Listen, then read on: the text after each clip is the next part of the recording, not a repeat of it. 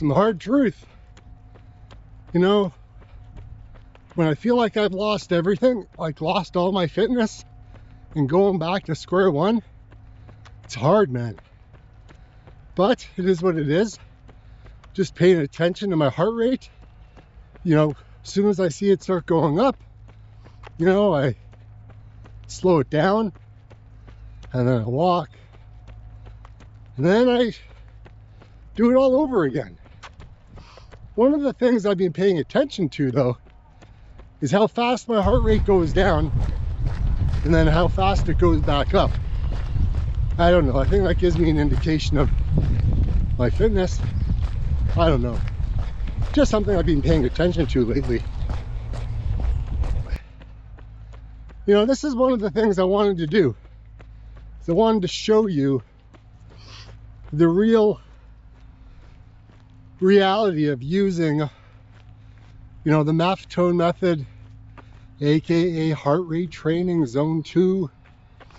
You know, it's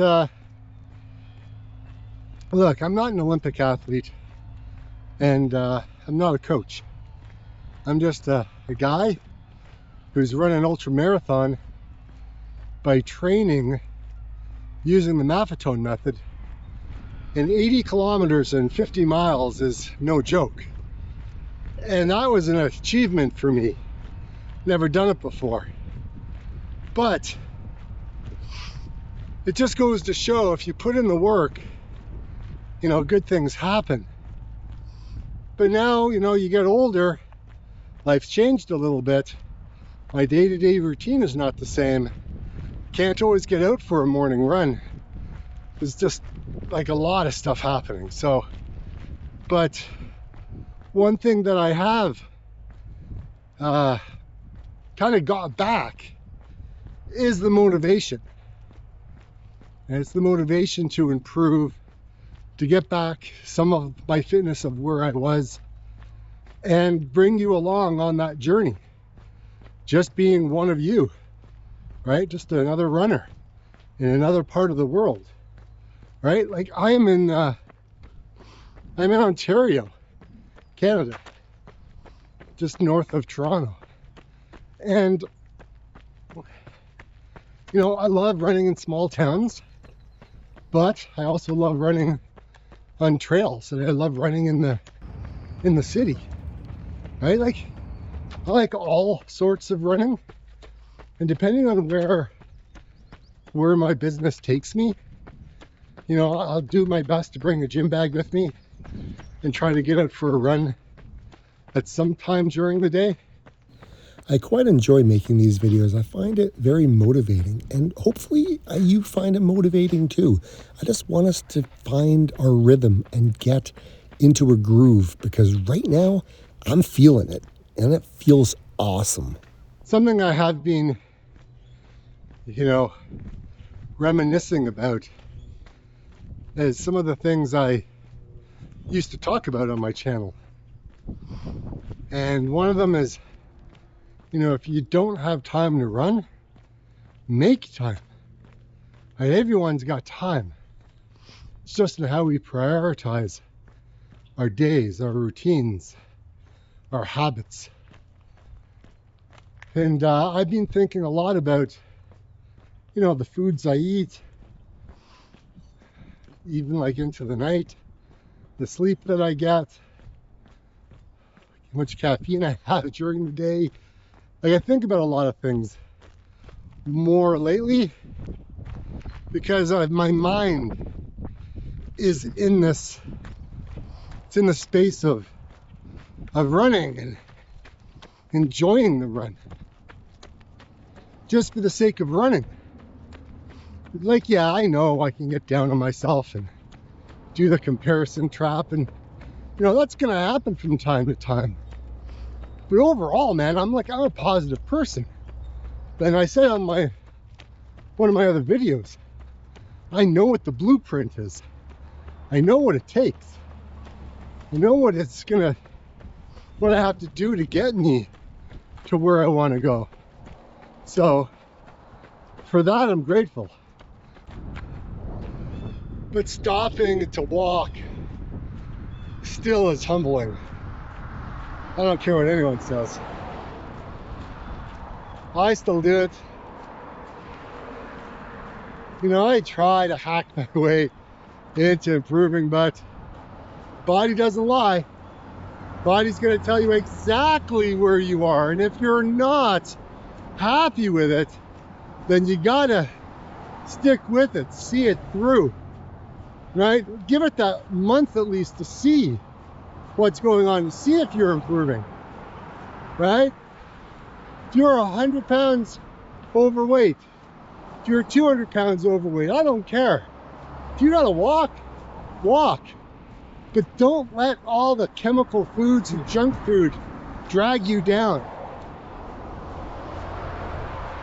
Most of my eating issues are habit-based. I just get in the car and I drive. And, you know, if I'm doing a long stretch of driving, I'm like reaching for, you know, all the junk food, like all the chips, because I love the crunch. But, you know, sometimes you just got to give that up and maybe eat a cucumber. Cucumbers are good, right? I got no problem with that. But that means you got to be prepared. You got to pack a lunch, pack your snacks. Just don't let the brain take over and just start eating what it wants to eat. I mean, you're craving certain foods for a reason, right? It's not because of the food. It's because the things that are in it is what your body is craving. And your body knows that if you eat chocolate, that it's going to get what it needs. But really, all it needs is dark leafy greens, you know, broccoli maybe, kale, I don't know. Just something different than chocolate. Brazil nuts actually are really good. But you only need one Brazil nut, that's it. And then you got your selenium for the day. And that's pretty sweet. But the problem is those things are darn good. And you just want to eat all of them. Well, I know I do.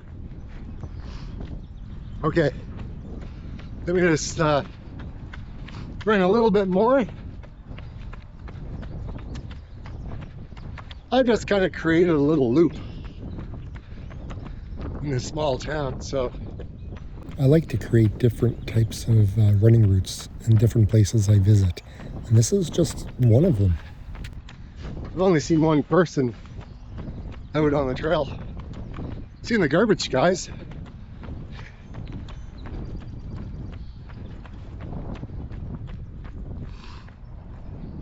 It's funny, I know my body so well now.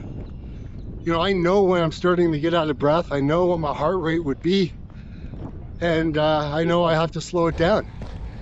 And really, if I mean slow it down, and whether that's run slower or stop running and walk, those are my definitions of slowing down. All right, my heart rate should be around 144, 145, there we go, something like that. Oh, it's going down again. So I'm using 180. I'm not going to give you my age, but 180 minus my age. And then I'm using that number from a number of years ago because I'm pretty happy with it. And I have done some testing to see how well I am improving. It may not be where I want, but according to Dr. Phil Maffetone, I don't need to adjust the 180 minus your age every year. He says like every 5 years you kind of check in to see how you're doing. But the thing is if you're checking in every 5 years on how you're doing and you haven't been running as much as you were when you first started, then it's kind of like, well, then what? Do I go all the way back down to my age that I am now? Or do I find somewhere in between? I don't know. I'm just sticking with my 138. I'm pretty happy with that. And I do see improvements. And anyways, I'm just being transparent because this is This is my journey, and I'm just trying to get others motivated to do the same. You know, obviously you're not doing exactly what I'm doing, but if you're doing exactly what I'm doing, that's awesome. And if you're not, then you're doing your own thing. That's awesome. The fact that you're doing something is the goal. That's the thing. All right. 132. I'll walk the hill. I'll walk the hill, and then I'll start it up again.